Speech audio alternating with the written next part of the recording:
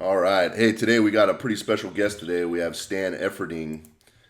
Stan Efferding grew up in the Oregon area where I'm from, graduated from U of O. But before we get talking to him about some of his accomplishments and things he's done in the sport, I want to just touch on a couple of things that are going on. Right now, we have the IPL Worlds happening in Vegas this weekend. We also have some contest information about rum. If you're going to plan on entering that competition, your entries need to be in by December 19th. And then finally, some tragic news came out last night about an attack on Paris where 140 people were killed. So I just want to let everybody just take a moment, just think about them, put them in their prayers. It's a super tragic thing that happened, and I hope the president of Paris holds his word and holds these people accountable. So, our guest today, Stan Efferding. This guy is the strongest bodybuilder ever. You've under your belt, you've won the Emerald Cup and NPC Masters champion. In 2010, you were the Mr. O World's Strongest Pro Bodybuilder. Is that correct? That's correct, yep. And then some of your best competition lifts are you squatted 865, you benched 606, and you deadlifted 837. That's correct, yeah. 854 with no knee wraps was probably my best day. I did a 905 in training with the squat, but I just wasn't able to replicate that on the platform, unfortunately. Yeah, that's amazing. You did this at the 275 weight class, right? Yeah, I've never been able to get much heavier than that. Yeah. Well, the crazy thing is you're 275, but you look like you should be like 198 because you're so lean. I mean, Yeah, it's just I was always a skinny kid, so I've got that metabolism that's crazy. No matter how much I eat, it seems to almost work against me. I eat more, I lose more weight. It's crazy. yeah, it's amazing. My first experience watching you train, you came to Portland probably 7, maybe 8 years ago, and you trained at Elite Performance Center. And watching you squat, I know you worked up close to 900 with just knee sleeves on, and it was amazing to see the amount of work you did and how lean you were. Like I've cut for competitions before, and I feel like dog shit, and I'm at like 22% body fat.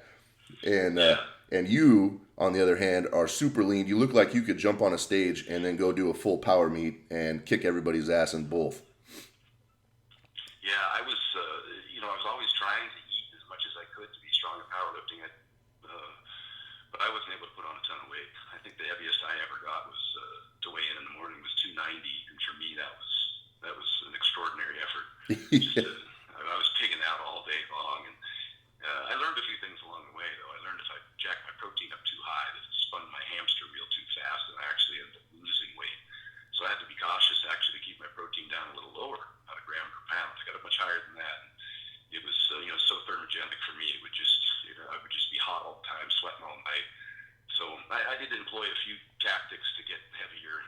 Remembering that I was 140 pounds in college, Yeah. competed in my first show at 158. So by the time I got up to the 270s or so, that was a big stretch for me, and it required a lot of eating and a lot of sleeping. Yeah, that's amazing. Um, let's talk about the cooler a little bit. You have come up with this invention, and kind of thinking about it, it's a super neat invention to be able for people that are traveling and not only just like lifters, but even young kids that are participating in sports. Like, what kind of got the wheel rolling on the cooler? This goes way back. I can remember training some of the football players from University of Oregon football team, and I'd always tell them, you need to bring some sort of post-workout nutrition. And I know that there's some skepticism as to the strength of the science regarding the post-workout window, et cetera, et cetera. But I know as an athlete, and I know it from training many athletes for almost 3 decades, that you perform better day over day, week over week, when you get an adequate amount of nutrition in consistently.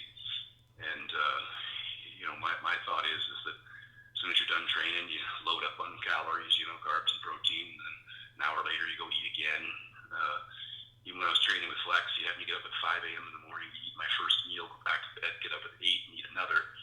that way I was ahead for the day. I could get all my meals in, all my calories in. So you utilize every opportunity that you can.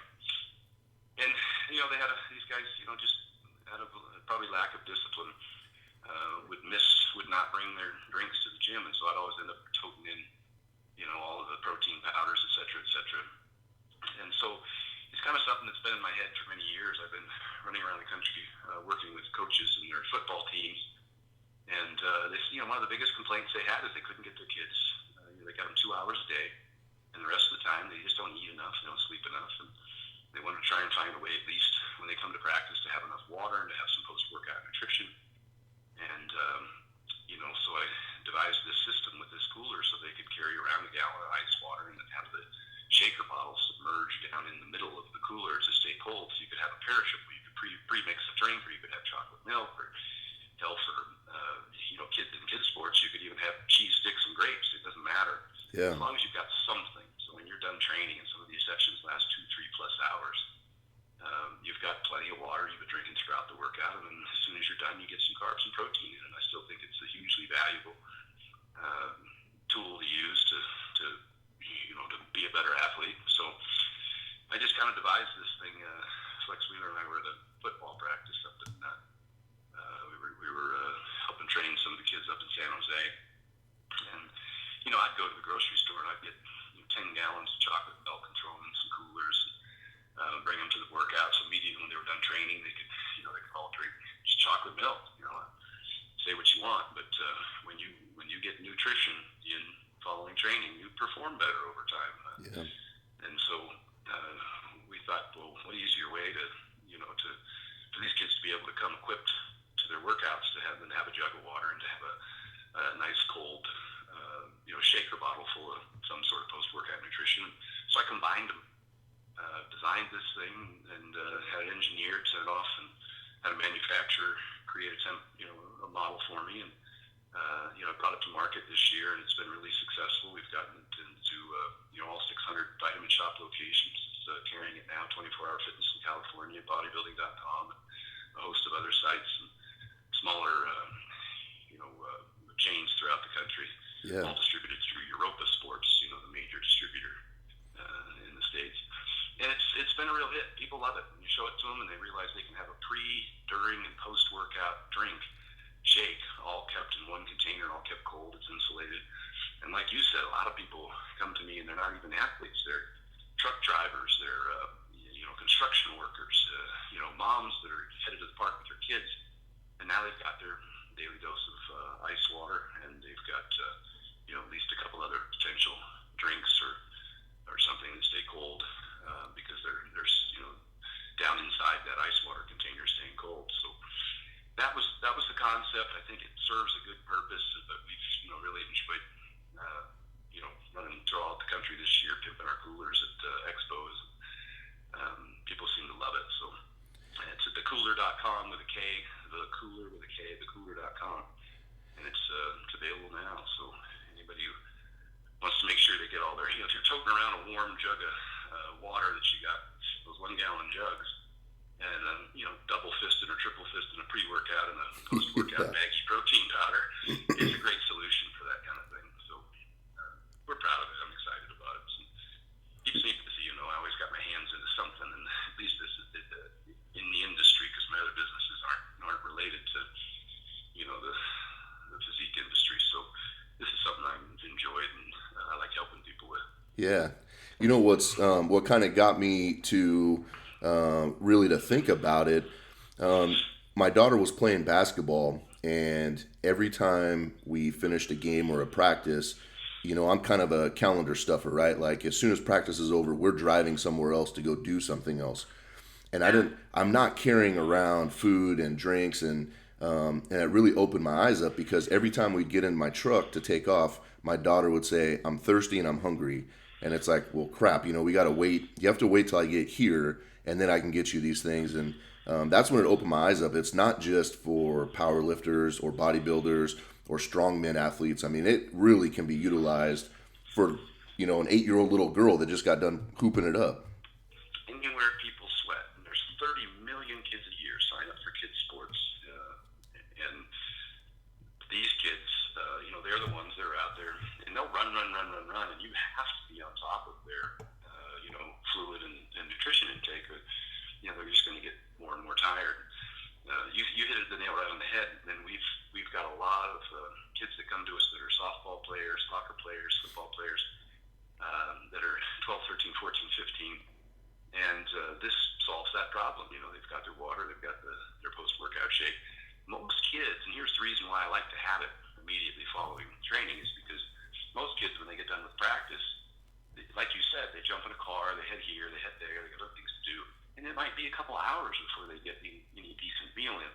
So you can hit the post-workout shake, and then now you've got a couple hours to kill before you really need to get a great meal in, and you're ahead of the game. Yeah, and it makes it simple because you're carrying this in just one device. Yeah, and it stays cool. Yeah. It's insulated, and that's the thing about whatever shaker bottle or however many shaker bottles or however many removable bottoms you have with protein powders in them, they're all warm. There's no method to which to keep them cold, and this is an insulated container that you put ice water in, so now you've got basically a little refrigerator unit for for multiple shakes throughout the day. So it's a huge benefit. I think we're going to. It's brand new, and there's nothing ever been like it on the market. So there's a bit of an educational barrier now, but everybody we show it to, at some point when we take it apart to settle it, show them what's going on inside, their eyebrows rise up, their mouth drapes open, they're like, oh. Yeah. And that's the response we get. Problem is it's difficult to educate people one at a time on the deal. So we're working towards doing some marketing on TV now and stuff, so we can do reach more people and show them what it's like. Yeah, I remember watching your video right when the product first came out. You kind of did a demo on YouTube, and I watched it, and it kind of took 2 or 3 times of watching it before that light bulb broke. Yeah. To have multiple shakes inside one container. Yep, it's new. We're excited about it. I think it'll catch on. I think it'll be a big deal. You see lots of kids carrying their little Coleman 1-gallon coolers out on the football field, and I think that's great. You got to have your your hydration. You got to have your water. But we think for an advanced athlete that you definitely need to have nutrition too, and it's one of the only things on the market right now that solves that problem. Yeah, that's awesome. How many different designs did you come up with before you had your final product? Oh man, it was quite a bit, and then there's some limitations in terms of what the molding process can do. So you have to work within the confines of what can be created through an injection molding system. So we were constantly fiddling with it, but we had some good engineers and went back and forth. The difficulty in working with a Chinese manufacturer is that they don't bring anything to the table. They're great copycats, but they're not very creative, and so we had to keep drilling away and sending it back and sending it back and sending it back. So it took a year and a half just to come up with a prototype. Wow. So it took me longer to get to the market than I thought. I had to keep getting samples and test them and redesign, resubmit. Each of those takes time. Any change you make takes 30, 60 days to create a new prototype. So it was a lot. I can't think, but I was just scratching notes on napkins and pieces of paper and taking photos of it and emailing it over to their engineer and saying, now this is how I want it to work. I'd run all around and buy other people's products and ship them over there and say, this is how this needs to screw on and this is how this needs to fashion and fit. So we've finally come up with this model. And I've got 2 more coming out since then. I've got a Kooler 2.0 and a Kooler Sport that has variations of the same model, because the creativity process never ends. Yeah. So that was going to be my next question, but I think you answered it. If knowing what you know now, going back to the beginning of the Kooler, would you redo it? Yeah, no, I think I waited long enough to where I got a good product when I brought it to the market. It did what I wanted it to do, and it's very user-friendly. So I'm happy with what we brought out to the market. There's a couple little things that I wanted to change moving forward. I did the Kooler Sport's a smaller model because some of the older kids or some women don't necessarily need a full gallon. The Kooler 2.0's got a couple of neat additions to it. I don't release it for about 4 months, so I won't get into it too deep. But Yeah. little things that people who exercise a lot find convenient, and so that's what we're working towards now, just to keep it fresh and current. So you're trying to solve the problem to how many stinky ass shaker cups are sitting on the floorboard of somebody's vehicle in the middle of summer. That's one of the problems. Yeah, one of those things. Yeah. Sit back there and rot. You just throw them away. You don't want to keep them. I know. I've thrown away thousands of shaker cups because they stink, or you open it up and there's a bunch of mold in it, and it's like, I'm not dealing with it. I'm just gonna throw it away. That's right. Well, let's jump into some of your lifting. You used to be a soccer player, and you kind of touched on a minute ago that you were walking around at 140 pounds. Yeah, call it. Man, what kind of got you in the direction of starting to train to get big? Oh boy, it's like any skinny kid story. I just, I looked at the magazines and saw the guys in there that had created some great physiques, and I just wanted to look like that. And it was that simple. I just wanted to be more muscular, and I just started this journey. And unfortunately, as I've said many times, back then we didn't have the internet, so I had very little information. I used to sit up in the science library for hours every evening scrolling through microfiche. That's how old I am. Wow. And I would read every single thing I possibly could about training, but and of course you had the reader magazines back then. I'd read every page and highlight with a highlighter and fold the pages down and reread them.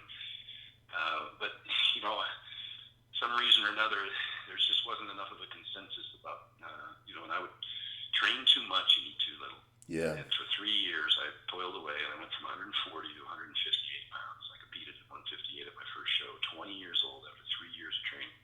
Wow. Which is sad progress. It's really pathetic. Any trainer who only got 18 pounds out of their athlete in 3 years should probably find a different career.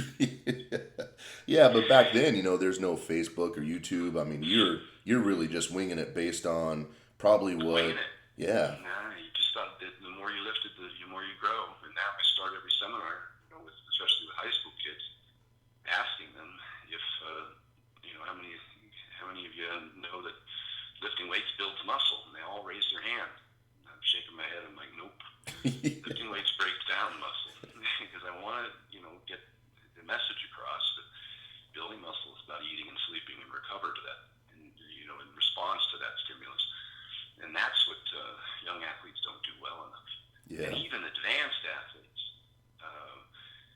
it's hard, very, very hard to eat enough food to fuel, a 240, 250, 260, 270 pound body. It's very hard. Imagine being 350. Yeah. It's very, very, very hard to fuel those bodies, and it takes, some of the greatest strength athletes and bodybuilders. You talk about Ronnie Coleman and Kai Green, Mariusz Puchanowski. These guys were voracious eaters. It was one of the benefits that they had is that they could pile down a lot of food, and that's what you needed. And I've talked to many, many professional bodybuilders over the years who tell me, I just can't eat like that. And to the point where they're sick, but they can't put on any more weight because they can't eat enough. And that's a very important factor. At some point, you have to get enough fuel to support that muscle mass. There's no drug you can take. There's no special workouts you can do that's going to maintain 270 pounds of muscle unless you can put down an enormous amount of high-quality calories. Yeah. Yeah, that's interesting because I think a lot of people have that mentality of, I'm just going to go into the gym and I'm going to kick ass and then we'll see what happens. But there's so much more into it. And somebody like you, I can imagine even probably when you were competing like in the Emerald Cup or doing the Strongest Bodybuilder Ever competition, you were still doing other stuff. It wasn't like you're just sitting at home and just eating and training. I mean, you've been a busy person your whole life. Yeah, but when I did my best, and I often say that I'm a bit of a hypocrite because I tell people what needs to be done, but I had the time and the resources when I was my best, when I was training with Flex Mueller and got my pro card, when I was training with Mark Bell and set my records. That is all I was doing. Yeah. I moved into a hotel room across the street from the gym, and I lived there for 2 months. And I ate, slept, and train. I would eat 8 times a day, over 4, sometimes 5 pounds of steak a day, 8 meals. I was sleeping, probably 10, 11 plus hours a day, 9 every night, an hour after every workout. Wow. That's all I did was eat, sleep, and train when I trained with Flex. And then that's all I did when I went to Mark Bell and moved into an extended stay near the gym. And that's all I did, eat, sleep, and train. And I went to therapy almost on a daily basis for the strain that was imposed upon you from weight training. I had both inside and outside the gym. It was that's all I did. Eat, Man, sleep, train. that's awesome. And so I tell people that here's what you need to do to get better, and then I have to start to step back and realize people have jobs, they have family, they have financial constraints, and I didn't have any of those things restricting my progress. And so yeah, I was able to succeed at a very high level, but I also didn't have to do anything but that. That's a great place to be. But how do I tell somebody else how to succeed at that level when they have constraints I didn't have? Yeah.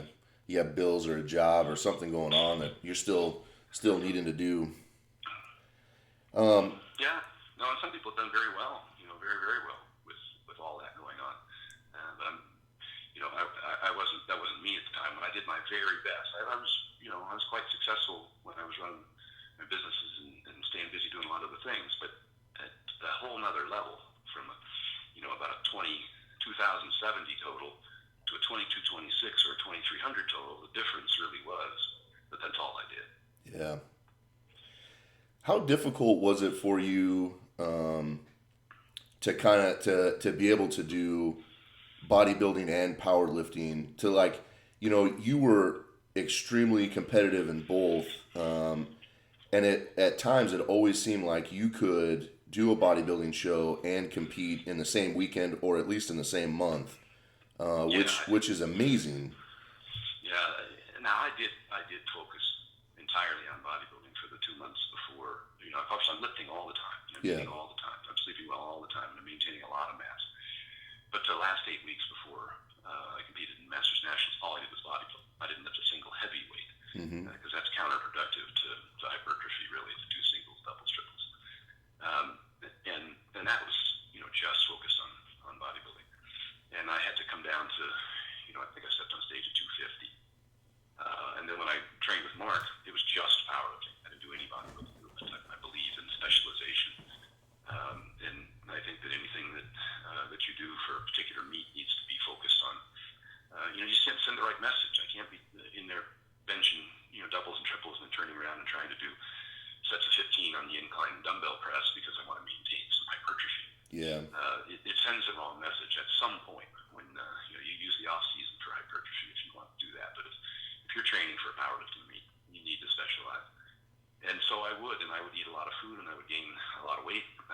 And even though I would stay, relatively fit, there's a significant difference between 250 and 275 in terms of stage appearance. And so, I would stay pretty hard, but my waist would go up probably 6 inches at least for powerlifting and then back down for bodybuilding. And that was the most significant change for me, was probably interstitial fat, intramuscular or interstitial fat around in the midsection. While I might show abs, I was still, my waist would get up to close to 40 inches, whereas it would be closer to 32 on a bodybuilding stage. And I could just hold it in real well, I suppose. Yeah, I was gonna say you're probably the only one that would notice that, because, man, the few times that I've seen you in person, I mean, it looks like you could step on stage in about 4 minutes and knock it dead. So it's you definitely hold it well. My problem has never been conditioning. My problem has always been trying to hold on to mass. And so, I stay pretty lean year round, but I'm eating like crazy just to hold that. That's always been my bane. A lot of people ask me how to cut body fat. And, I'm like, well, I'm really not sure because I don't carry any. I have just the opposite problem. My problem is that when I wake up in the morning, I realize I need to get through 5,000 calories of high quality food today. Yeah. And sometimes you're sitting there just gumming your food. It's a lot harder. The training is always the fun part. To me, that's the easy part. It's the rewarding part. The eating has always been the hard part.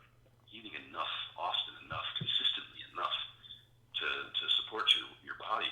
I'll wake up every morning. I keep track of everything, and I'll I'll weigh myself in, and that'll tell me, I know if I ate 5 meals yesterday or 6 or 7, and the quantity of food that I ate, I'll know, where I'm falling short. It's always in the nutrition, always in lack of calories. So, talking about nutrition, probably 3 or 4 weeks ago, you posted a video on Instagram talking about releasing some rhino protein. And so I was super intrigued, right? I'm waiting, and here you pull out. And you said it's from Costco, and it's only $9.99, and you pull out some steaks. Yeah. And I've said this many times, I'm not a big supplement guy. Never have been. I think that they're convenient and they taste good, but they'll never be food. And you cannot get, Jay Cutler even said this many years ago. He said he was never able to gain or maintain a significant amount of body mass on protein powders. He always needed red meat. And he was specific enough to say chicken and fish, too. He needed red meat. And I found the same thing from experience. And that if I took a bunch of protein powders, I could only get so far. Yeah. And if I ate a bunch of chicken breasts or white fish, I could only get so far. And when I kept steak in my diet, I was able to get to hold on to much more mass, gain weight, get stronger. And so, I've always been a big advocate of red meat. It's not saying supplements don't have their place. I'm saying they're not food and never will be. And if you walk into the gym and you have a choice between a squat rack and a leg extension, I'm picking the squat rack every time. Yeah. And if it's time for me to eat and I got a choice between some protein powder and a steak, I'm picking the steak every time. Yeah. It's that simple. And when you get down to the last 8 weeks before a meet, you need to make those choices every time. I don't play around with one or the other. And when I trained with Flex, I didn't drink a single protein shake, not one. My entire 8 or 9 weeks I was down there, I ate steak almost every meal. I had some chicken post-workout just because I didn't want the fat in with my carbs. Yeah. But 8 meals a day, sometimes nearly 5 pounds of top sirloin a day. Got to the point where my teeth got loose from chewing on the steak. That's a lot of food. It's a lot of food. And so I switched to chicken and fish for a couple of days because my teeth were loose. And I went into the gym, and Flex would weigh me every single day, and we would do workouts, and we'd post after the workouts. And after about 2 days of eating chicken and fish, Flex looked at me and he said, "What's wrong?" I'd lost about 4 pounds. And he says, "You're flat." He goes, "Your strength is down. Your weight's down." And my training partner was there with me, and Flex goes, "What's going on?" And my training partner looks up at the ceiling and all around, and when we get to eye contact with Flex, I'm like, "My teeth are hurting. They're loose. My teeth are actually loose and sore from eating steak." I said, so I switched to chicken and fish. And he said, "Suck it up." He said, "Figure out another way to cook that stuff." And so I started crock potting it so it would be softer. But that was the fact. I went back to steak, and within 2 days I gained 4 pounds back, and I was fuller and I was stronger in the gym. That was that's just my personal experience. I know people get out there and say there's some great professional athletes that are vegans, and great for them. But that's not the path that worked for me, and it's not the one I've seen most of the time work for the athletes that I've trained. They seem to thrive off of red meat. Even women that I train for bikini shows, when you switch them to red meat, they have less bloating, they've got more energy, more B vitamins, more creatine, more higher quality protein source, less waste. I put sodium in their diet so that it's got better endurance, more blood volume. Those things are important to me for training, and I think that they should be included in a lot of athletes' programs.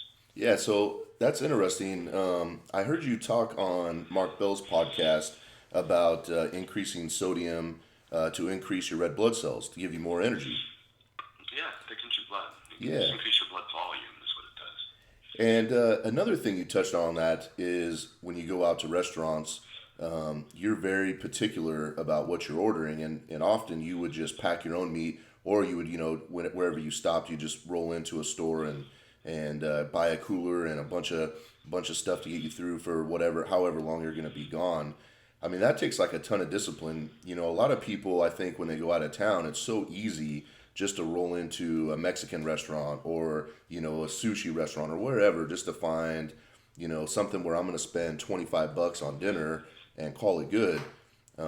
That's like a whole new level of being able to sit in a hotel room and prepare your own meals, even when you're out of town. Yeah, and that's one of the hard parts about training, particularly when you travel. is maintaining enough sleep and enough food and enough frequency, enough quality of food. So the logistics become a big deal. And I was always good at the logistics. I would plan ahead, when I had to be at the airport, when I was going to land, and rent a car, where I was going to be. I timed it all out, and I knew when I had to have my meals, what I had to prep and take with me. When I landed, I would eat, and I would get in the car, and I'd go to Walmart, and I'd get a cooler, and I'd get all my food, and I'd stay at an extended stay that had a kitchen, and I'd go home and cook. There's a lot of great athletes that will just get their meals shipped to them. Michael Hearn's got his Icon Meals group that sends him his stuff everywhere he goes, so he never, wants for meals, and that's a great plan. Because what happens is we start to go to restaurants, you start to lose in terms of quality of food, particularly if you go to fast food places. Yeah. The meats they use there is an 80% chub. It's almost like the quality of a hot dog in terms of its protein and fat content. In most of the places I go, they want to cook your food in vegetable oils, and that shit's horrible. Canola oil, safflower oil, all those vegetable oils, those are horrible. Those wreak havoc on your body. Yeah. And if I've got anything to say about it, I'm going to try and make sure that I'm getting in good quality meals. And I find that if I do have to stop at fast food places for a day or two here and there, I actually end up coming home and have lost weight because I haven't had the good quality of meats and meals that I need. It's one of the reasons that I eat lean steak like top sirloin is because my body utilizes all of it. It's not a lot of waste. Yeah. Another reason I'll use like white rice as opposed to brown rice is because I'm not, obstructing protein absorption or leaching valuable minerals and electrolytes from my body. I want to take in a carbohydrate that my body's going to utilize all of it efficiently, and it doesn't bloat me because I'm training frequently, and I need to, I need my meals to be digested. I need to have another meal in 2 or 3 hours. Eat a pizza, good luck eating in 2 hours. It doesn't happen like that. The fats that sit there in your stomach, and next thing you know, it's 4 or 5 hours have gone by, and you're still full from all that bread and wheat and cheese and stuff like that. I can't do it. I stay away from wheat products for that reason, because breads and stuff, because they have a cumulative effect, and they start to build up in your large intestine, and you've got all this hard to digest wheat product in your diet. Whereas you take in a white rice, it's so clean. 2 hours later, you're starving. You want to eat again? And for me, frequency is important, and the quality of the meals. And I don't want to be running to the bathroom from eating, cheeseburgers all the time, and not being able to get good quality food. So the choices are huge, and the planning ahead is huge. The logistics is huge. Even when I was in college, I'd pack all my meals and take them to class in Tupperware, eggs and chicken. Imagine popping open a Tupperware full of hard-boiled eggs in the back of a classroom. That made a lot of people happy. Yeah, 7 rows up. They turn around looking over their shoulders, see what's going on back there, and I'm smiling, holding my hard-boiled egg up. Yeah. But it's been like that for me for so long now that it seems normal. I don't mind eating out of Tupperware. It's not a big deal to me. So. I think it's a real important lesson for new lifters to understand, that some of the restaurants that they may choose while they're traveling, these restaurants don't think about maybe the quality of food. They're thinking about what's the most cost-effective way to get that plate in front of you. And you really, from understanding from somebody like yourself, you really need to put your nutrition ahead of whatever's cost-effective for a restaurant, and maybe spend the extra time just to prepare your own stuff. Yeah, and I know there's a big argument about clean eating versus if it fits your macros, blah, blah, blah. But, not to reiterate everything I just said, but when you get in a low-quality meal that's high in fat and hamburger buns, et cetera, you're just not going to be able to eat as frequently, and your body's not going to process the food as efficiently, and it's going to make your workout suffer. I don't think that's anything that you can, that you can't not address. Mm-hmm. It's really, really important. I think and eating enough, often enough, consistently enough was always the hardest part for progress. Everybody likes to go in and train, and everybody's in beast mode when they're in their gym, supposedly. And the gain train. Yeah, the gain train. But there's nothing to be had from that if the nutrition aspect is. It all goes together, but let one of those things fail. I said it on Mark Bell's episode: if you're sleeping 5 hours a night, taking creatine, you're a fucking idiot. And Yeah. I just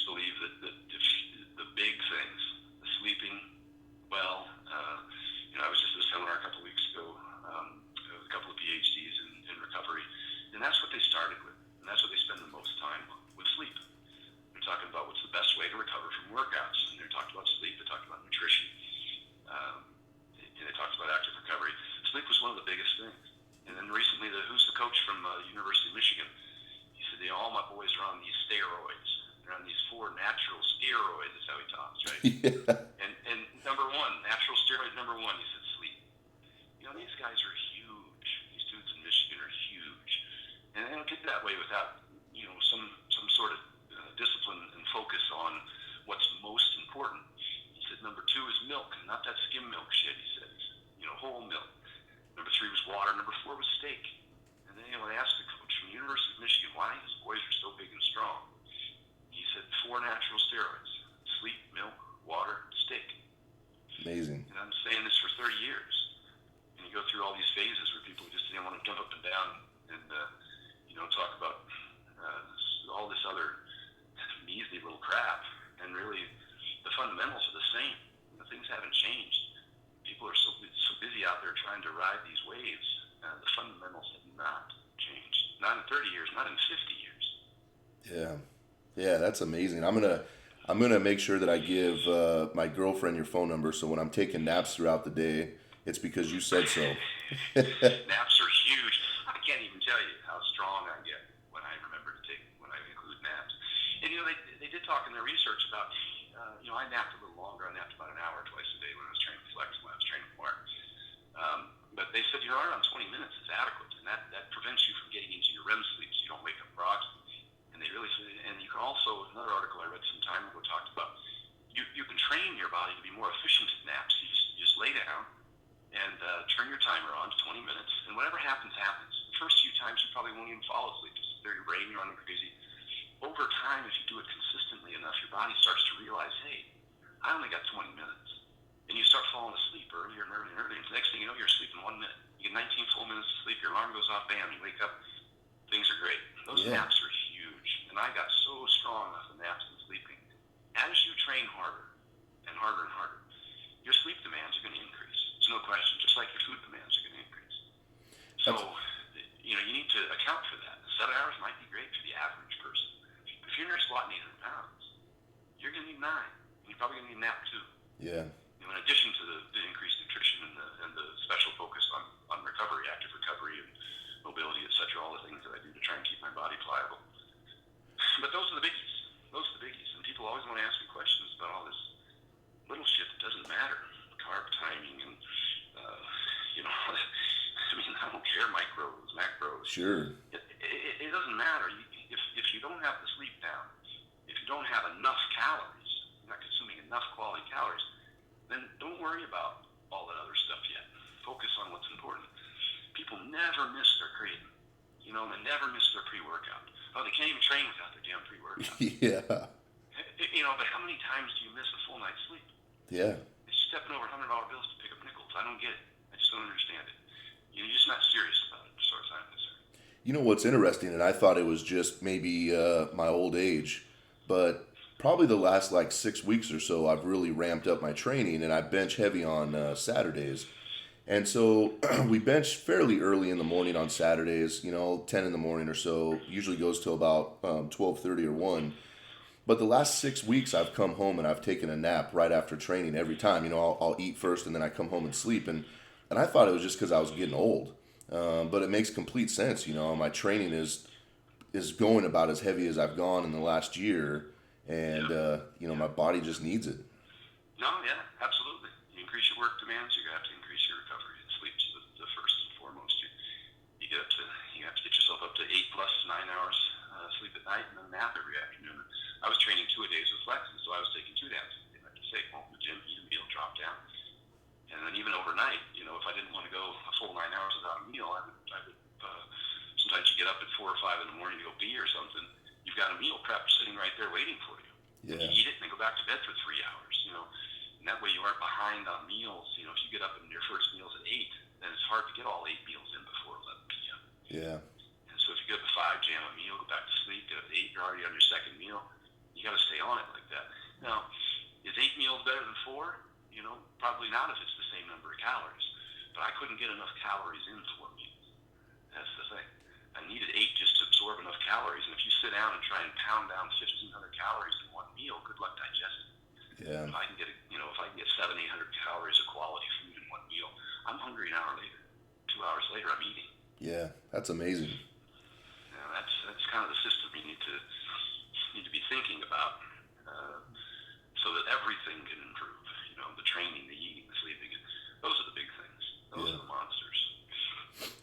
So you are recently became a father. Yeah, I've got a 3.5-year-old daughter and 1.5-year-old son. Boy, it's been a blessing. I have a 16-year-old stepson. Been raising since he was 1 year old. So, I've always had good family in my life. But boy, I tell you, you get busy quick. Yeah. And How when kids come along.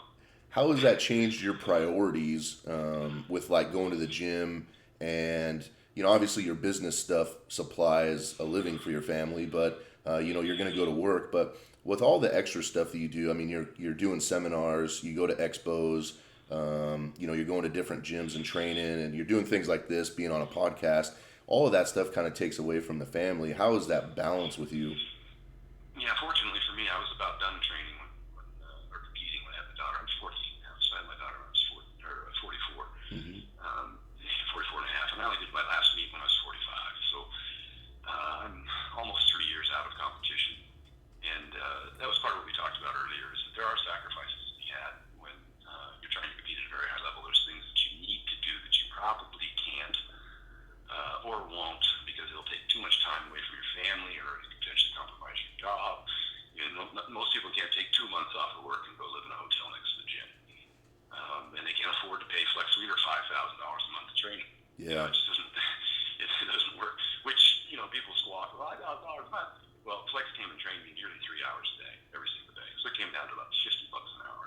Yeah. So I got a deal. I got a great deal on that. And Flex has been like a brother to me ever since.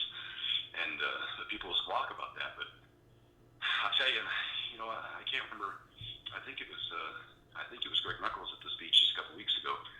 He said, or maybe in a recent article he wrote, he just said that there's a couple of the most important things you can do as an athlete, because you and I kind of talked about this before the radio show started.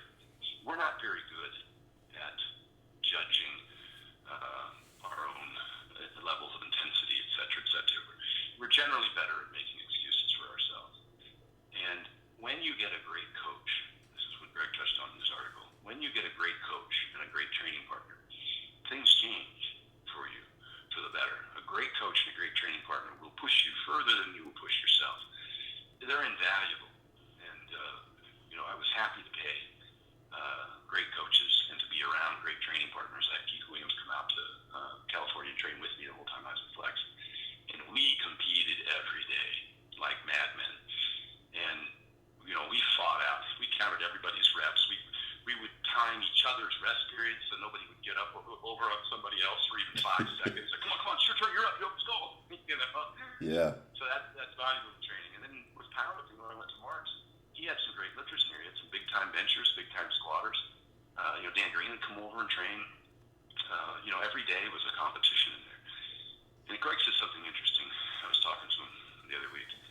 He said, probably far and above any of the programs that Westside Barbell ever came out of Westside Barbell, Louis Simmons, he says he thinks it's a lot less about the great programs and a lot more about the level of competition, the environment, the atmosphere that he created there. When you've got that many savage lifters in one room, fighting every single day in training to be the best, that is far and above, I think, more important than any specific program, whatever program you're on, whoever's, whether it's Brandon Millie's program or whether it's Juggernaut Chad Smith's program or, I don't care. It doesn't matter. Those are neat and all.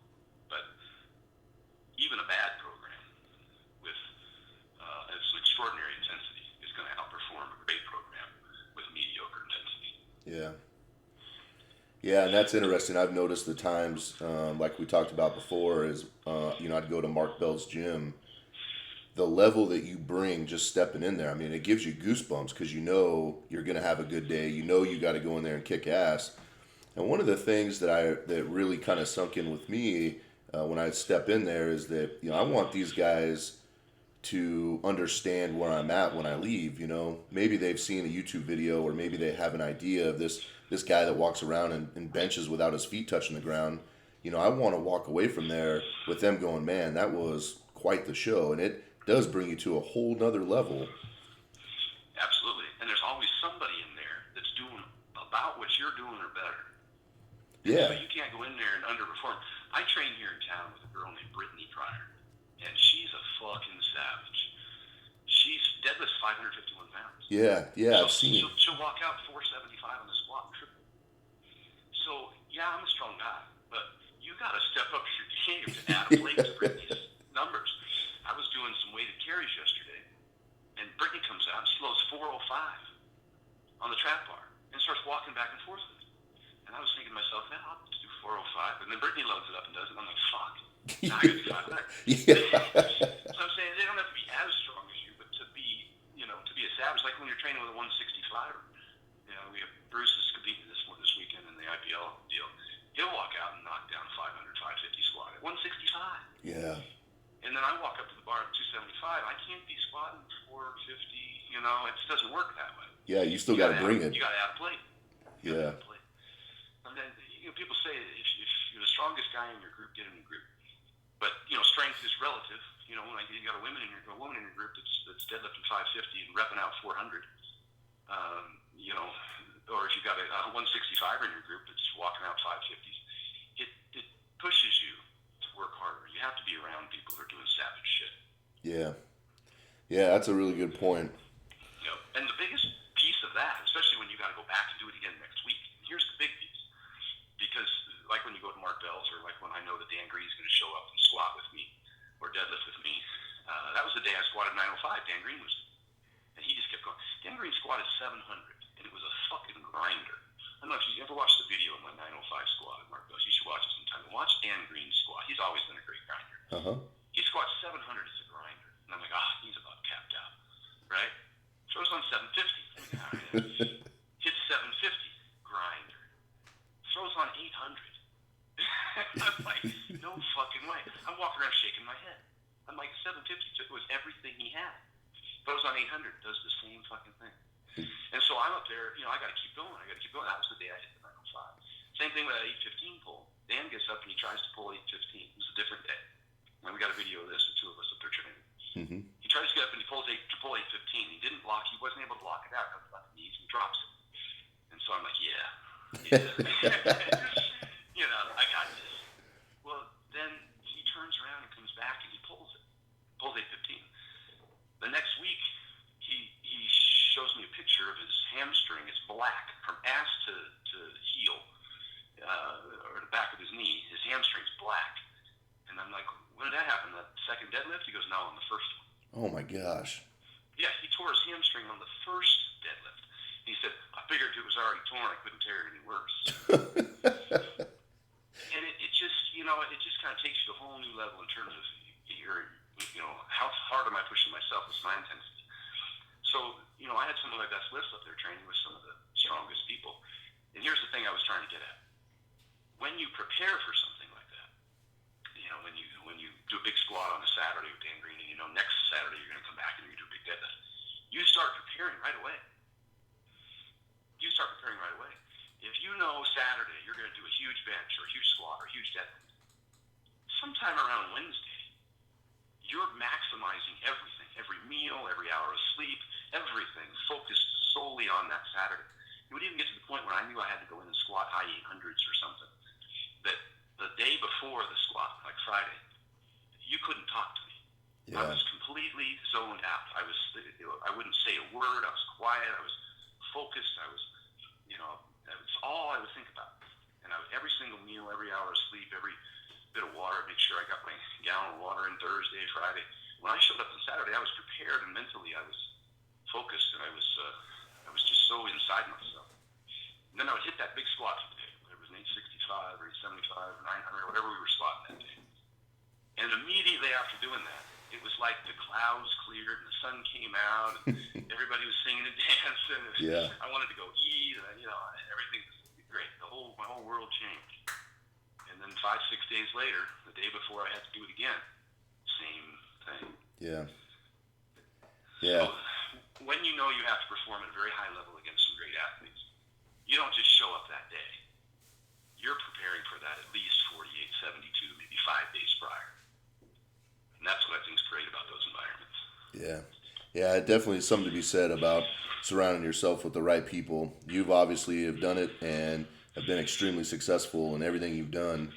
So hopefully some new lifters can take away from some of the information you've thrown out there with the eating and sleeping, training environments, and put it to good use. And I think one of the biggest things that I'd like to see is now that we do have the internet, we have YouTube and Facebook, is that maybe there's going to be a guy at U of O right now listening to this that is going to be able to take the information you gave, and maybe he's 140 pounds now, but maybe after taking some of the information you've thrown out there, maybe he's going to go out and just be a beast, and he'll be the next Stan Efferding or Eric Spoto or whatever he decides to do.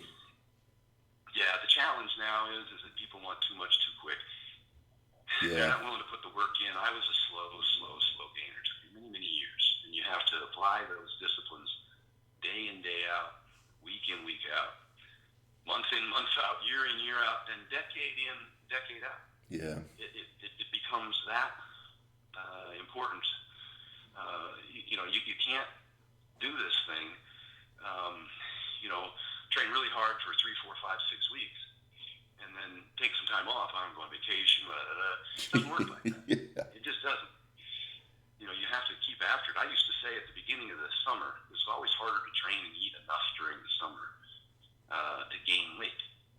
And I always knew if I came back, or if I stayed in the gym and worked hard and ate well, and maybe I didn't gain a single pound for 4 months, June, July, August, September.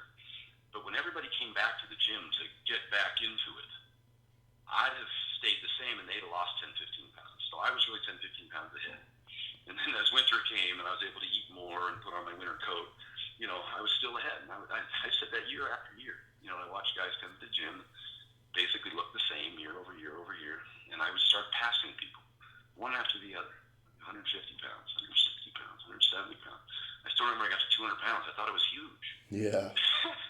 I jumped on the scale when it tipped 200. I was up. And that was, of course, at the end of the day after like 9 meals. I'm like, 200 after a big cheese pizza. Yeah. A giant shake with whole milk and ice cream. And, I'm like, I'm 200 pounds. I thought I was huge. And then, then reality hits when you go down to Gold's Venice and you walk in and there's, Paul DeMeo or the rest of those fucking freaks. Yep. And you're like, damn. Shit, I gotta start all over again. I'm only 200 pounds. I'm only 200 pounds. Yeah. You're walking around just jacked, 250, 260. You're like, God damn. And that was a long time coming for me to get there. Like, how the hell am I ever going to get? I never would have suspected. You look at pictures of me in my first show, you never would have suspected I'd be able to carry 275, 280, and I couldn't even bench 135 in college. Yeah. You never would have suspected I'd be a 600-pound bencher. Never would have suspected. But I was doggedly determined. Consistent was the big thing, and those are the two big overriding things: consistency and intensity.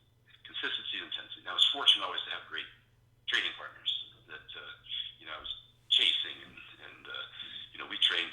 We just trained easily. The things that we did in the gym, I look back at it, and it's not just recently with Flex or with Mark Bell, but in all those sessions I had with those great powerlifters, but way back when I was coming up, I trained with Aaron Madden. I probably used to call him Mr. Intensity. He was a savage trainer, but we would go in there and do things that were crazy. And when I burned through the bodybuilders and started training with the football players, the whole other level of intensity. Those guys, man, they'll train hard. They're terrible at eating and sleeping, but they will work their asses off. Guys like Keith Williams and Dino Filia that I trained with back in the early 90s. So I've been fortunate. And if you're going to the gym and I don't want to be an ass, but if you're training with your girlfriend, I'm sorry, but you're not going to get to where I was fortunate to have gotten until you find yourself some training partners. Like I said about the West Side deal, find yourself some savages, get in that kind of environment. I built a gym in Seattle that was a savage gym, dumbbells up to 200 pounds, monoliths, the specialty bars everywhere. Great gym up there. Gabe Moan bought it from me. It's G Standard gym now up there, but it's a savage gym. It's a powerlifter's bodybuilder's paradise. And when I built it, and I put everything in there that anybody could ever want to be, to compete in bodybuilding and powerlifting, I started calling all my friends and say, hey, when are you going to come over and train? Oh, no, I don't know. It's up to that level. nobody wanted to come train there because they thought that there were big guys there that would be better than them, and they wanted to be the biggest guy in their gym. Yeah. And that is why you will never be any better, because you're afraid to come train with people who are better. I was never afraid of that. Yeah. Until I saw people squatting 800 in person. It wasn't believable to me. I see somebody double an 800 squat, and all of a sudden I'm like, damn. I can remember when Eric Lillibridge and I were chasing a 900 squat, which seems crazy now because he's blasting up thousands. But we were actually competing to see the first person who could squat 900. And it became believable because I'd do a session, post on YouTube. He'd do a session, post on YouTube. I went out and trained with him and squatted. And you start pushing each other. And then the same evolution happened when Derek Kendall started training with Eric Lillibridge. That's when they went from 900 to 1,000. Yeah. When those two guys were training together. And it was like, shit. There's no limits when that starts to happen. Yeah, those two are freaks. Find yourself an Eric Lillibridge or a Derek Kendall, at your level. Yeah. And go in there week after week and just beat the hell out of each other. And tell me you won't succeed. Yeah, no kidding. Yeah. Man. So that was a beautiful thing. Well, Stan, it's awesome to have you on here. I appreciate your time. I appreciate all the information and stories you've shared with us. This type of stuff is stuff people should pay attention to and never forget. I agree. Now, you got a 600 coming your way in March, so I hope you reach that goal, and I'm sure you already know that you got a lot of work ahead of you to get there, and I'm rooting for you. I appreciate it very much.